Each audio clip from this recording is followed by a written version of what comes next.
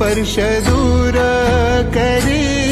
दुःखाची सावली, गुरु भेटीसाठी झाली जीवाची काहिली, भक्त तुझा गुरुदेव